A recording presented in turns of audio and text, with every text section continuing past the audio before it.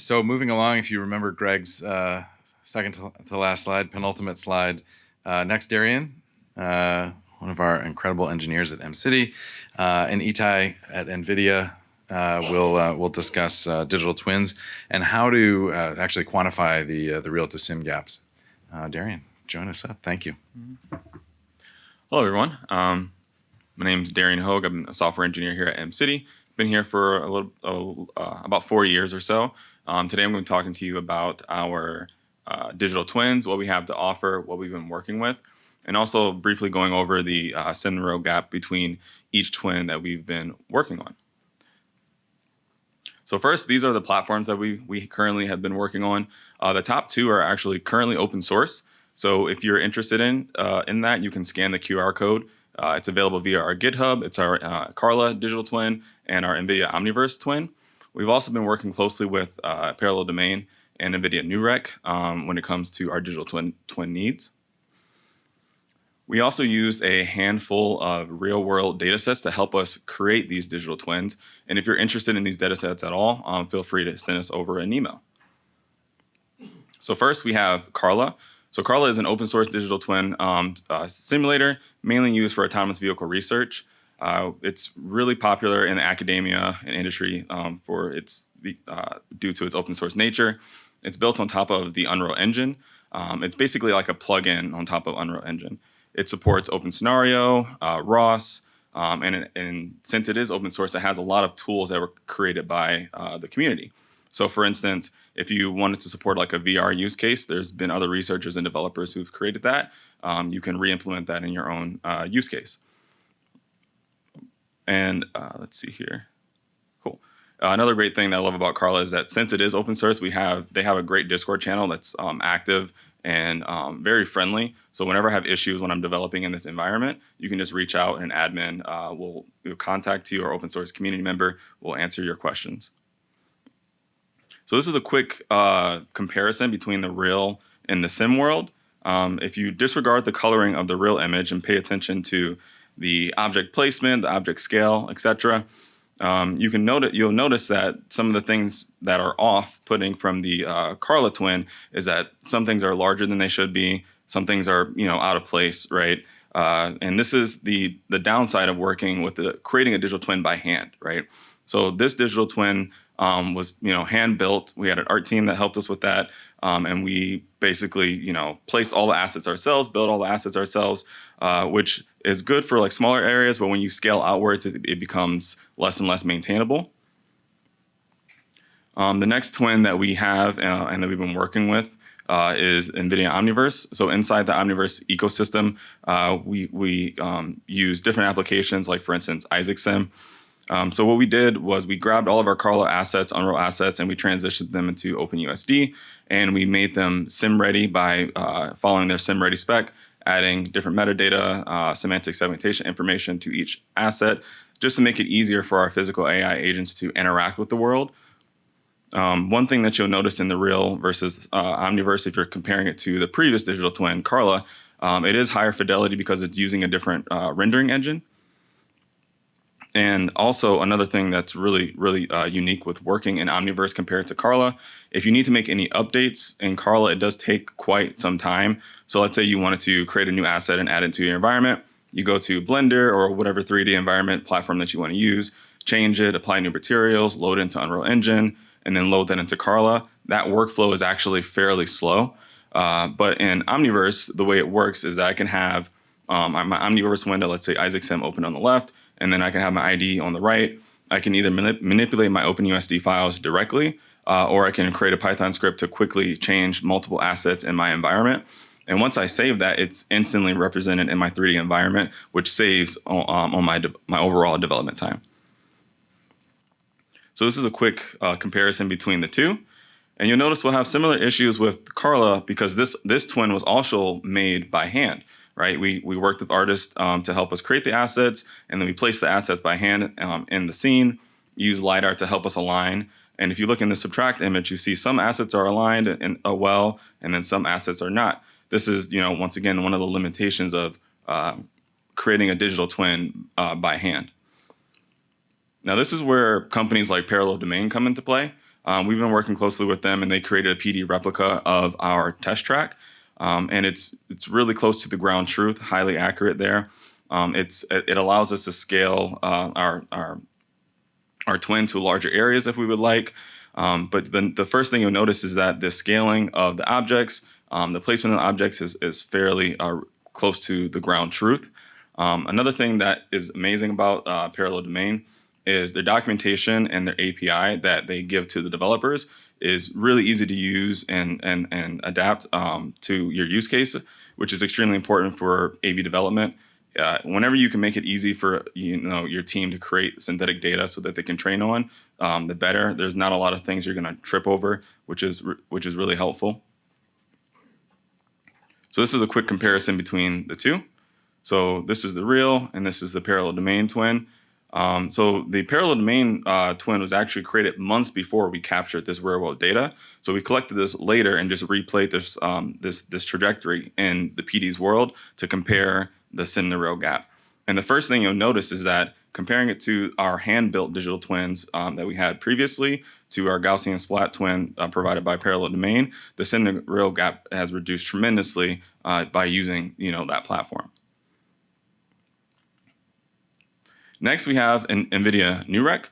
I'm actually not going to spend too much time here on this one. We have Itai from NVIDIA that's going to go more into depth about NuRec and Cosmos.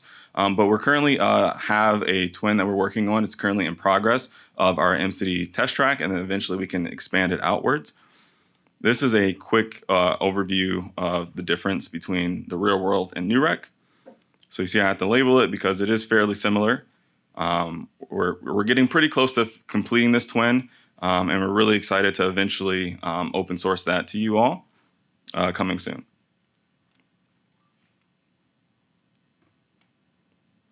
And I just want to say a big thank you to all of our partners. So we have Parallel Domain, which is what you saw earlier, Quantum Signal AI, which helped us build our 3D mesh digital twins for Omniverse and CARLA, and then NVIDIA and Compoon. And with that, I'm going to hand it over to Itai. Are you online? All right. So I'm sorry for not being in person, but excited to introduce the things we work at NVIDIA. My name is Itai. I'm a product manager for simulation for AV, focused mainly on neural reconstruction and generative world models, which is Cosmos. So before I jump in, and I think it was mentioned here before I've listened, we see a very clear shift in AV specifically, and both internally at NVIDIA and externally with developers, to move more into neural-based simulations. And it was mentioned here a lot of times. Two main reasons for that. One, it enables you to get into large-scale simulation, and the second thing, it really reduces the real to sim gap, and as Damian have showed in the previous slide. And I'm going to focus today mainly on describing what is NuRec, what do we offer, and then we'll talk a bit about generative models, as what mentioned with TerraSim, really allows you to get into more of the edge scenarios. All right. So in a nutshell, neural reconstruction is your ability to take recorded sensor data and reconstruct them, which will allow you then to move both in time and space in that environment, which means that you can now do modifications to both the intrinsic and the extrinsic parameters of your camera. And even more interesting than that, you can start do manipulations to both the agents and the ego positions in the scene. So what you're seeing here, for example, that's a reconstruction. That's a simulation. It was based on a real-world drive, but it's not a real-world drive. This is a closed-loop simulation.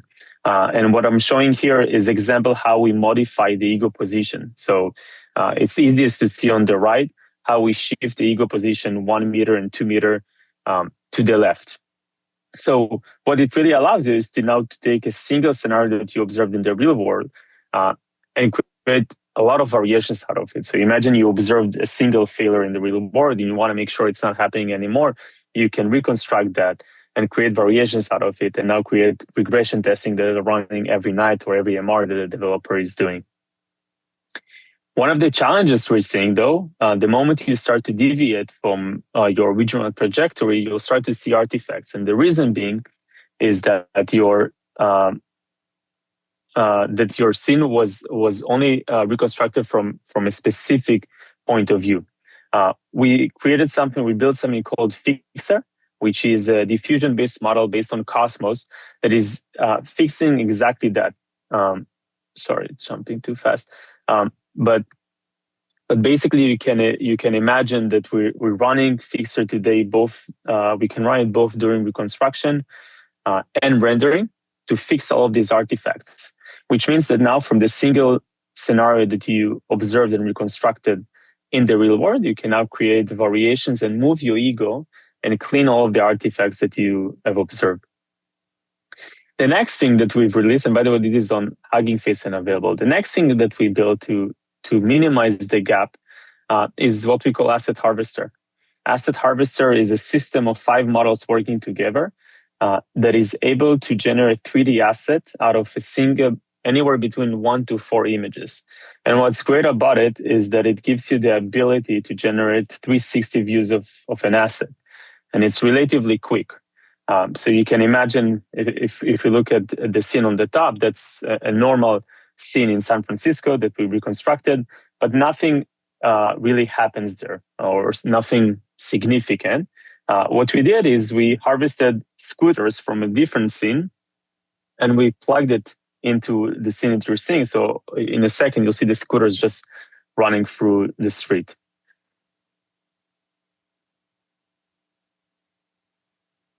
And we can do the same thing with other assets, of course. This is an example. The next one is showing how to do it with motorcycles. And we can do it with any asset. Asset Harvester is also announced at GTC 2 months ago, and it's available on Hugging Face with a commercial license attached to it. So Damian also spoke about NuRec being available as part of the digital twin of Mcity. So in a nutshell, we released a lot of stuff, a lot of artifacts for neural reconstruction. I won't go over all of them, but 2 are important to mention is NuRec Container. That's the full reconstruction and rendering pipeline. The second thing is gsplat, which is the most popular Gaussian splat library out there. And we contribute back with some libraries that we build on top of, and the Gen AI models that I've mentioned, Fixer and Asset Harvester. For sake of time, I'm moving slightly quicker, but I do want to cover Cosmos in briefly.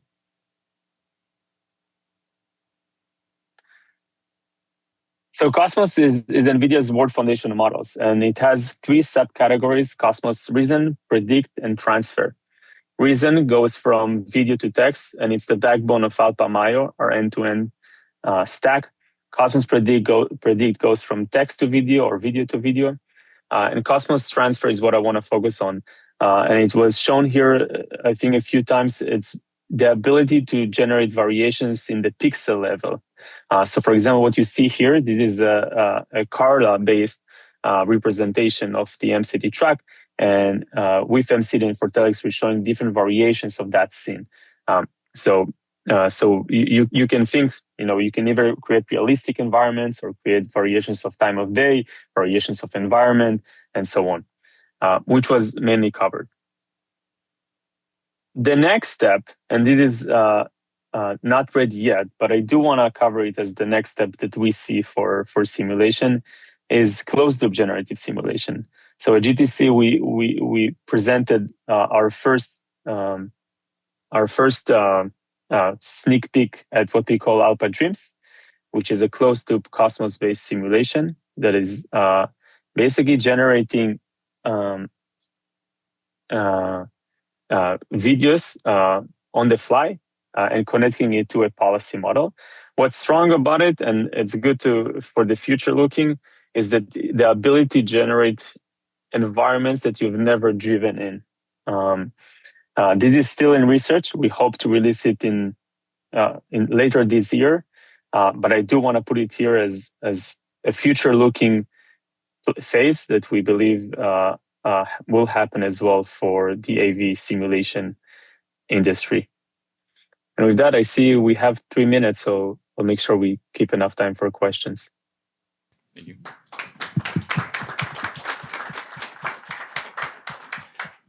Questions for either of them? Yeah. I have a question. First of all, thank you for the presentation, both Darian and Itai. Mhm. And I have a question for Itai related to this closed loop. So what does closed loop mean in this case? Do you have some sort of physical kinematic model of the vehicle baked in there, or? So in this specific case, we have a simulation runtime, which is in this case AlphaSim. The same applies with NuRec, with reconstruction and rendering. There's always a runtime that keeps all the state of the scenario, the agents and ego, and there's always like vehicle dynamics attached to AlphaSim as well. And the pixel rendering is authored by the word model. In this case, AlphaDreams, or NuRec in the previous case. Yeah, thank you. That may supplement the previous talk where some of the vehicles were kind of going sideways, kind of drifting into the roundabout.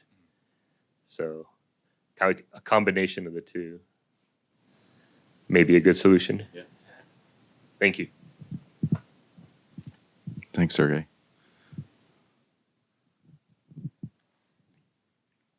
I just wanted to point out at Darian's slides earlier on, some of the pictures, the color was kind of yellow tinted. We've since figured out how to adjust the gamma of that camera. So on our next data collection, it will look much more similar when you slide that bar. So, Work in progress.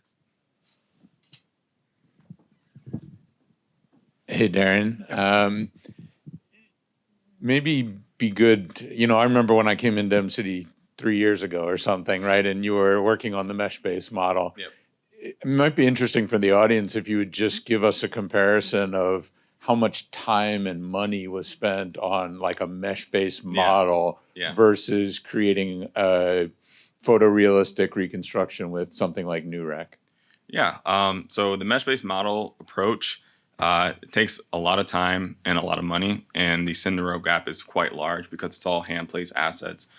To get that, super accurate takes a really long time, and even with that, it's still not as accurate as what you're going to get with like parallel domain or NuRec. It's kind of like a breath of fresh air to know that if we want to develop new digital twins, right? We have NuRec option, and parallel domains having a new feature as well, where we can drive through a scene and then run that through their systems and quickly generate a Gaussian splat model, so that it can help our researchers by creating a lot of synthetic data for them to train their models. So that's something that I'm super excited about. It just makes it a lot easier for us to develop these type of tools. And just to put numbers on it, it's like a year and a couple $100,000 Exactly. the old way, and it's a matter of a week of GPU time or something now. Yeah, exactly. Yeah, because we have contract out to an art team to help us build the mesh, and then engineering time to bring that into your simulator of choice and validate all that takes quite a lot of time and money. Yeah. Yeah. Good. Thank you. Mm-hmm. I can attest to the 2 orders of magnitude on the budget. I remember. Other questions? Okay. Thank you both. Yep. Thank you. Fantastic. Yeah.